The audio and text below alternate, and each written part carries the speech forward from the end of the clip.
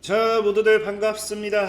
강태공입니다. 자, 금요일은 양자 컴퓨터 전 세계 최초 금융 지원 소식에도 아이온큐가 빠지는 이유, 조정은 어쩔 수 없습니다. 라는 내용을 가지고서 방송을 시작해 보려고 합니다.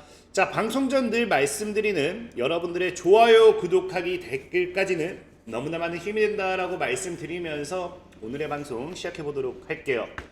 자, 일단은 뭐 썸네일에서도 얘기했지만 아이온큐가 빠지는 건 그냥 조정은 제가 늘 얘기했죠. 아이온큐를 이 방송 보고 또 욕하신 분들 계신다고 하면 제가 늘 얘기하는 게 아이온큐를 비난한다, 아이온큐를 무시한다가 아니에요. 조정은 뭐다, 어쩔 수가 없다라는 겁니다. 어제 같은 경우도 사실상 보면은 그 실스크도 빠지고 아이온큐도 빠지고 뭐 이게 많이 빠졌다 적게 빠졌다 이것만 봤을 때는 그렇게 적게 빠진 것처럼 보일 수도 있어요. 근데 중요한 거는 지금 이 아이온큐를 보시면 아시겠지만 제가 여러분들에게 늘 얘기했던 뭐가 다가온다, 75부터는 조정에 대한 부분을 크게 생각해줘야 된다. 그래서 75가 다가오면서 뭔가 고점대를 형성한 느낌처럼 보이죠. 차트가 지금 뭐 하기 시작한다, 벽에 가로막힌 느낌. 그러니까 이전에 올라갈 때는 계속해서 고점이 이렇게 올라간다라고 하면은 지금은 뭐예요? 뭔가 가로막히면서 조정을 주는 느낌. 그래서 어제 같은 경우도 2평대까지 밀려줬지만 다행히 5,2평대를 타고 가는 상황입니다. 그래서 만약에 정말 조정을 안 주고 간다라고 하면은 5,2평대를 타고 다이렉트로 쓸 수도 있겠지만 조정을 준다라고 하면은 제가 늘 여러분들에게 얘기했던 이 구간까지는 열어둬야 된다라고 말씀을 드렸어요. 왜? 그 주식이라는 거는 이렇게 상승하는 경우보다는 이런 식으로 우리가 흔히 잘 알죠?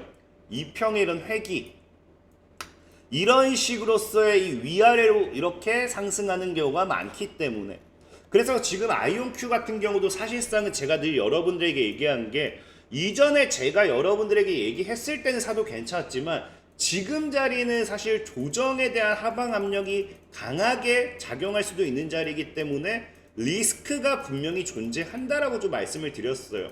특히나 아이온큐 같은 경우 지금 이런 식으로 계속해서 올라가는 이유, 아이온큐뿐만 아니라 양자 컴퓨터 섹터들이 올라가는 결정적인 이유가 뭐라고 했습니까? 늘 말했던 뭐다, 주가가 계속 오르는 게 장기 투자자가 아닌 단기간의 모멘텀을 쫓는 거래자에 의해 주도되는 것이 강하다. 이게 무슨 말이에요? 한마디로 포모 현상에 따른 묻지마 매수.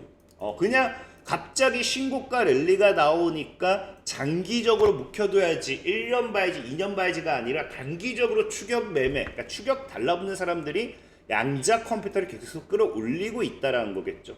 그래서 그런 부분이 사실상은 양자 컴퓨터의 하방 압력으로 작용할 수밖에 없다라는 거고, 추가적인 플러스 알파적으로 뭐 한다, 지금 이제 여러분들이 보면 알겠지만 현재 증시죠.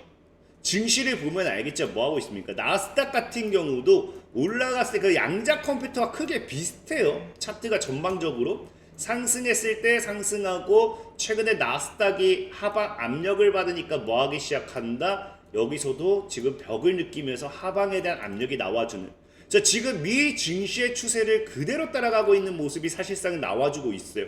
그러니까 이게 지금 나타내는 게 뭐다, 결국에는 양자 컴퓨터의 강한 테마보다는 시장의 방향성에 따른 상승일 확률이 더 크다라고 좀 생각을 해보셔야 돼요.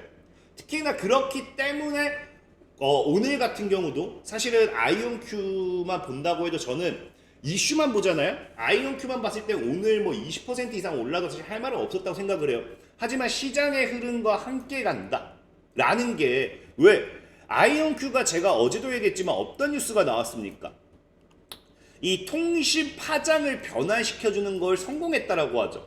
그러니까 전에도 얘기했지만 광케이블, 우리가 기본적으로 광케이블 통신 이런 표현을 많이 쓰는데, 기존에 사용했던 광케이블이 기존엔 뭐예요? 우리가 2G라든지 3G 이런 거 세대 교체가 될 때마다 이때는 안테나라든지 기지국이라든지 이거 싹 다 갈아줘야 돼요. 근데 기존에도 양자 컴퓨터가 현재 존재하는 광케이블을 가지고서 진행될 수가 없었기 때문에 이 광케이블 선 이런 것들에 대한 부분도 모든 걸 다 교체하게 된다라고 하면 당연히 상대적으로 상용화에 대한 시기가 늦춰질 수밖에 없습니다. 근데 제가 어제 했던 게 뭐다? 아이온큐가 이거를 성공함으로써 이 주파수를 변환을 통해 가지고 기존의 광 케이블을 통해서 통신이라든지 이런 것들, 이 양자 이런 네트워킹 분야를 쏘아 보낼 수 있는 것들을 성공함으로써 양자 컴퓨터에 어찌 보면은 상용화에 또 다가왔다라고 말씀을 드렸죠. 그럼에도 아이온큐가 어떻게 됐다? 빠지고 있다라는 거예요. 그러니까 이거는 현재 시장의 이 양자 컴퓨터의 호재성 기사가 나옴에도 빠진다라는 거는 철저하게 아이온큐가 지금 시장에 반응하고 있다는 겁니다. 양자 컴퓨터라는 개인의 모멘텀이 아니라. 특히나 어제 같은 경우도 굉장히 긍정적인 뉴스가 또 나왔어요. 이건 양자 컴퓨터가 아니긴 해요. 뭐다? HSBC입니다.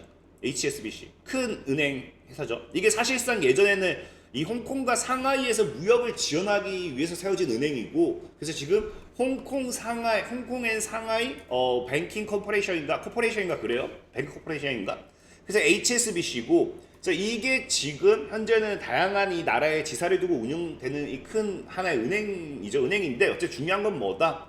은행이기 때문에 금융 관련돼 있는 것들을 이제 제공하겠죠. 근데 IBM가 뭐 한다? 세계 최초로 알려진 양자 지원 알고리즘 거래 시연을 했다는 거예요. 9월 25일. 이런 뉴스가 나왔는데도 양자 컴퓨터가 빠진다? 말이 안 되는 거거든요.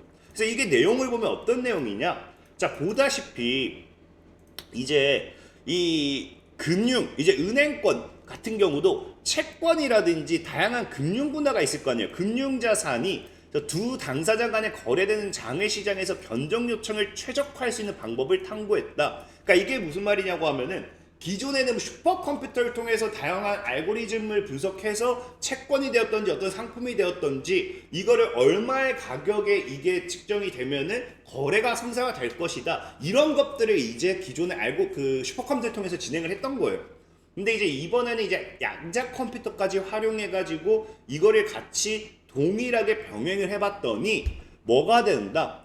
양자 컴퓨터가 똑같은 조건으로서 슈퍼컴퓨터와 클래식 컴퓨터와 이제 양자 컴퓨터를 동시에 이제 이렇게 해봤더니 양자 컴퓨터를 통한 거래가 이 양자 컴퓨터가 측정한 뭐 견적이라든지 가격을 통한 거래가 체결 가능성을 최대 34%를 더 끌어올렸다라는 거예요. 그러니까 한마디로 슈퍼컴퓨터를 활용한 게 아니라 양자 컴퓨터를 활용했을 때 더 양자 우위의 우수 사례가 또 한 번 입증이 됐다는 거겠죠. 그래서 여기서도 나오는 게 이제는 뭐다? 양자 컴퓨터가 금융 서비스 산업이 직면한 역동적인 문제에 통합될 때 제공할 수 있는 가치와 뭐 이런 것들을 보여주면서 우수한 솔루션을 제공할 수 있는 이 양자 컴퓨터를 통해서도 이제 은행권이라든지 금융권에서 얼마나 돈을 더 잘 굴릴 수 있는지 이런 것들을 보여주는 계기가 되었다라는 거예요. 그래서 지금 이제 이 기술 책임자 같은 경우도 얘기하는 게 뭐다? 채권 거래 분야에서 획기적인 세계 최초라는 거예요.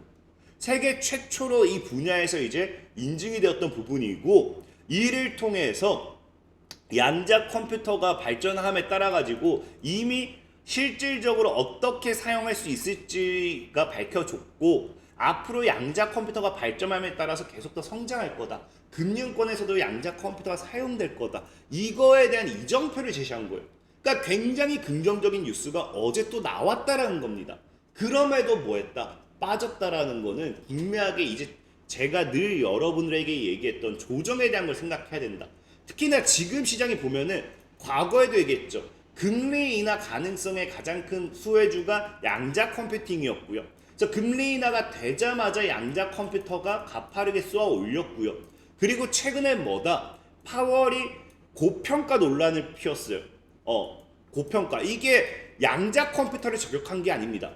양자 컴퓨터를 저격한 게 아니라 뉴욕 증시 자체가 버블, 고평가다라는 논란을 피웠지만, 이야기를 했지만, 뭐가 되었다? 여기에 뉴욕 증시가 하방 압력을 받기 시작했고, 양자 컴퓨터가 좋은 이슈가 나왔음에도 올라가지 못하고 같이 하방 압력을 받는 거는 철저하게 지금 아까 얘기했던 포모 현상, 묻지마 매수세가 들어왔다가 뉴욕 증시가 흔들리니까 같이 팔고 있는 모습이다. 그렇기 때문에 늘 말씀드리는 지금 우리가 기다려야 되는 거는 양자 컴퓨터의 상승은 맞아요. 근데 뭐가 주도해야 된다? 뉴욕 증시가 상승하기 때문에 거기에 따른 반사익이 아니라 뉴욕 증시가 빠진다 하더라도 양자 컴퓨터가 뉴욕 증시를 견인하면서 끌고 갈 수 있는 그런 강한 테마가 형성되었을 때 오히려 여러분들이 묻지마 매수를 해도 괜찮은 거지, 지금 묻지마 매수를 하는 거는 굉장한 리스크를 동반하는 매매다라고 좀 말씀드리면서, 늘 말씀드리는 양자 컴퓨터를 부정하는 게 아니라 보유자의 영역이고 길게 가져가시라 좀 말씀드리면서 오늘 방송 마무리하도록 하겠습니다. 자, 지금까지 강태공이었고요. 여러분들 좋아요, 구독하기, 댓글까지는 너무나 많은 힘이 된다 말씀드리면서 자, 모두들 안녕.